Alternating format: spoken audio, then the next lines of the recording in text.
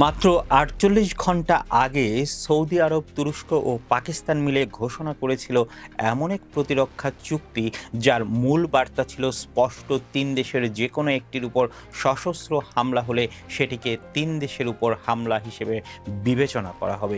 আর সেই ঘোষণার কালি শুকানোর আগেই সৌদি আরবের জাজানে আমেরিকার তেল স্থাপনায় ড্রোন হামলা, আগুন ধরে গেল গুরুত্বপূর্ণ জ্বালানি অবকাঠামোয়। হামলার দায়ও নিল ইরান সমর্থিত ইয়েমেনের হুতিরা। ফলে এখন প্রশ্নটা শুধু একটি তেল স্থাপনায় হামলা নয়, প্রশ্ন হচ্ছে নতুন এই প্রতিরক্ষা জোটের প্রথম বড় পরীক্ষায় তুরস্ক ও পাকিস্তান আসলে কতটা এগিয়ে আসবে। ৭ আগস্ট মক্কায় সৌদি আরব, তুরস্ক ও পাকিস্তানে স্বাক্ষর করে যৌথ প্রতিরক্ষা চুক্তি। চুক্তির কেন্দ্রীয় নীতি হলো তিন দেশের কোনো একটির উপর আগ্রাসন হলে সেটিকে সবার বিরুদ্ধে আগ্রাসন হিসেবে দেখা হবে। তবে এর অর্থ এই নয় যে যে কোনো হামলা হলেই স্বয়ংক্রিয়ভাবে তিন দেশের সেনাবাহিনী যুদ্ধে নেমে যাবে। কী ধরনের সহায়তা দেওয়া হবে সেটি পরিস্থিতি এবং সংশ্লিষ্ট দেশগুলোর সিদ্ধান্তের উপর নির্ভর করবে। ন্যাটোর আর্টিকেল 5-এর সঙ্গেও এখানে এই মূল পার্থক্যটি বোঝা জরুরি। চুক্তির পর তুরস্কের পররাষ্ট্রমন্ত্রী হাকান ফিদান এবং পাকিস্তানের পররাষ্ট্রমন্ত্রী ইসহাক দার দুই পক্ষই জোর দিয়ে বলেছেন এই সমঝোতা কোনো নির্দিষ্ট দেশের বিরুদ্ধে সামরিক জোট নয়, বরং এটিকে তারা আঞ্চলিক নিরাপত্তা ও পারস্পরিক প্রতিরক্ষার কাঠামো হিসেবে তুলে ধরেছেন।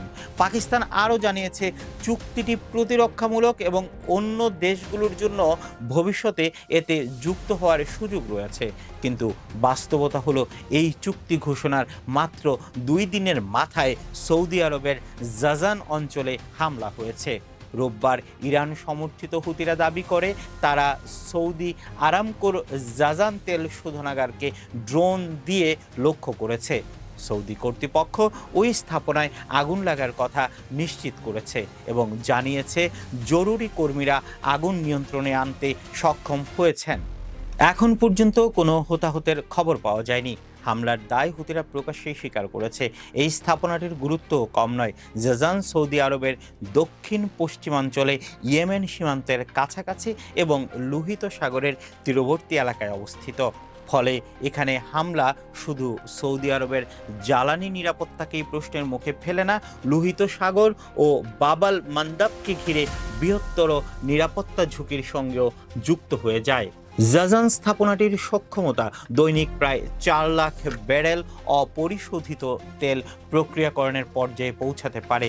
আর এখানেই ঘটনাটি আরও তাৎপর্যপূর্ণ হয়ে উঠেছে, কারণ হুতিদের এই আক্রমণকে বিচ্ছিন্ন একটি ড্রোন হামলা হিসেবে দেখলে পুরো চিত্রটা ধরা পড়বে না।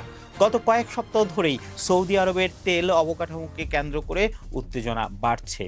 জুলাইয়ের শেষ দিকে জিজান ও ইয়ানবুর তেল স্থাপনাগুলোতেও হুতিদের হামলার খবর সামনে আসে। তখন থেকেই হুতিরা সৌদি আরবের বিরুদ্ধে আরও বিস্তৃত চাপ তৈরির হুমকি দিয়ে আসছিল। অর্থাৎ নতুন প্রতিরক্ষা চুক্তির ঘোষণা কোনো শূন্যতার মধ্যে আসেনি, বরং এর পেছনে রয়েছে মধ্যপ্রাচ্যের দ্রুত বদলে যাওয়া নিরাপত্তা সমীকরণ। একদিকে ইরান ও যুক্তরাষ্ট্র ইসরায়েল সংঘাতকে ঘিরে পুরো অঞ্চল অস্থির, অন্যদিকে লোহিত সাগর, বাবাল মান্দাব এবং উপসাগরীয় জ্বালানি অবকাঠামো এখন একই নিরাপত্তা বলের অংশ হয়ে উঠেছে। আর এই পরিস্থিতিতেই সৌদি আরব বুঝতে চাইছে শুধু একটি দেশের সামরিক সক্ষমতার উপর নির্ভর না করে আঞ্চলিক শক্তিগুলোকে একসঙ্গে এনে কতটা কার্যকর প্রতিরোধ তৈরি করা যায়। এই জায়গায় তুরস্ক ও পাকিস্তানের ভূমিকা অত্যন্ত গুরুত্বপূর্ণ। পাকিস্তানের সবচেয়ে বড় শক্তিগুলোর একটি তার সামরিক অভিজ্ঞতা এবং পারমাণবিক প্রতিরোধ সক্ষমতা। অন্যদিকে তুরস্ক ন্যাটো সদস্য এবং ড্রোন প্রতিরক্ষা প্রযুক্তি ও সামরিক সক্ষমতার দিক থেকে গত 1 দশকে নিজেদের প্রভাব অনেকটাই বাড়িয়েছে। আর সৌদি আরবের হাতে রয়েছে বিপুল অর্থনৈতিক শক্তি, জ্বালানি সম্পদ এবং উপসাগরীয় অঞ্চলে কৌশলগত প্রভাব। ফলে তিন দেশের সক্ষমতা এক জায়গায় এলে কাগজে কলমে এটি নিঃসন্দেহে একটি শক্তিশালী প্রতিরক্ষা কাঠামো। কিন্তু সামরিক জোটের আসল পরীক্ষা হয় ঘোষণায় নয়, সংকটের মুহূর্তে। এখন সেই পরীক্ষার দরজায় দাঁড়িয়ে সৌদি আরব। কারণ হুতিদের হামলার পর সবচেয়ে বড় প্রশ্ন হচ্ছে, রিয়াদ যদি এই হামলাকে চুক্তির আওতাভুক্ত আগ্রাসন হিসেবে বিবেচনা করে, তাহলে তুরস্ক এবং পাকিস্তান কী ধরনের সহায়তা দেবে? সরাসরি সেনা পাঠাবে, নাকি গোয়েন্দা তথ্য, আকাশ প্রতিরক্ষা, ড্রোন প্রযুক্তি, অস্ত্র কিংবা সামরিক সরঞ্জাম দিয়ে সহযোগিতা করবে?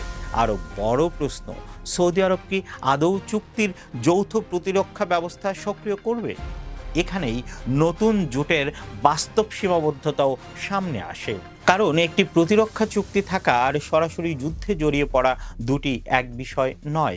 ন্যাটোর ক্ষেত্রেও আর্টিকেল 5 কোনো নির্দিষ্ট সামরিক পদক্ষেপকে স্বয়ংক্রিয়ভাবে বাধ্যতামূলক করে না। আক্রান্ত সদস্যকে সহায়তা করার পদ্ধতি পরিস্থিতি অনুযায়ী নির্ধারিত হয়। নতুন সৌদি তুরস্ক পাকিস্তান কাঠামোর ক্ষেত্রেও একই ধরনের রাজনৈতিক সিদ্ধান্তের প্রয়োজন হতে পারে। আর মোখা বন্দরের ঘটনাটি পরিস্থিতিকে আরও জটিল করেছে। জাজানে হামলার পাশাপাশি ইয়েমেনের লোহিত সাগর উপকূলের মোখা এলাকাতেও হামলার খবর এসেছে। রয়টার্স জানিয়েছে, সেখানে হুতিদের হামলায় 7 জন নিহত হওয়ার খবর পাওয়া গেছে এবং বন্দর অবকাঠামো ক্ষতিগ্রস্ত হয়েছে। মোখার অবস্থান ও কৌশলগতভাবে গুরুত্বপূর্ণ, কারণ এটি বাব আল মান্দাবের কাছাকাছি, যে সামুদ্রিক পথ দিয়ে বৈশ্বিক বাণিজ্য ও জ্বালানি পরিবহনের বড় অংশ চলাচল করে।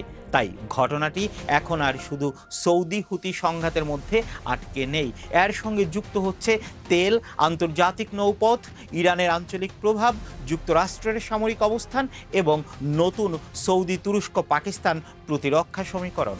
সবচেয়ে তাৎপর্যপূর্ণ বিষয় হলো, হুতিদের এই হামলা হয়তো ইচ্ছাকৃতভাবেই নতুন জোটের সক্ষমতা যাচাইয়ের সুযোগ তৈরি করছে।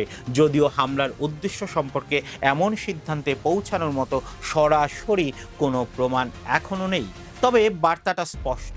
সৌদি আরব একটি নতুন নিরাপত্তা কাঠামো তৈরি করেছে, আর তার পরপরই তার ভূখণ্ডের গুরুত্বপূর্ণ জ্বালানি অবকাঠামোতে হামলা হয়েছে। এখন দেখার বিষয়, এই জোট কি শুধু কূটনৈতিক ঘোষণা হয়ে থাকবে, নাকি বাস্তব সংকটে এটি কার্যকর প্রতিরোধ ব্যবস্থায় পরিণত হবে? কারণ মধ্যপ্রাচ্যে এখন যুদ্ধের হিসাব শুধু ক্ষেপণাস্ত্র আর ড্রোন দিয়ে হচ্ছে না, হিসাব হচ্ছে কে কার পাশে দাঁড়াবে, কতটা দাঁড়াবে এবং সেই প্রতিশ্রুতির বাস্তব মূল্য কতটা। আর সৌদি আরবের জাজানে আগুনের পর সেই হিসাবের প্রথম কঠিন প্রশ্নটা এখন তুরস্ক ও পাকিস্তানের সামনে। নতুন জোটের শক্তি কি সত্যিই মাঠে দেখা যাবে, নাকি এই হামলাই প্রমাণ করবে মধ্যপ্রাচ্যের নিরাপত্তার খেলায় চুক্তির কাগজের চেয়ে বাস্তব সামরিক সিদ্ধান্তই কি শেষ কথা?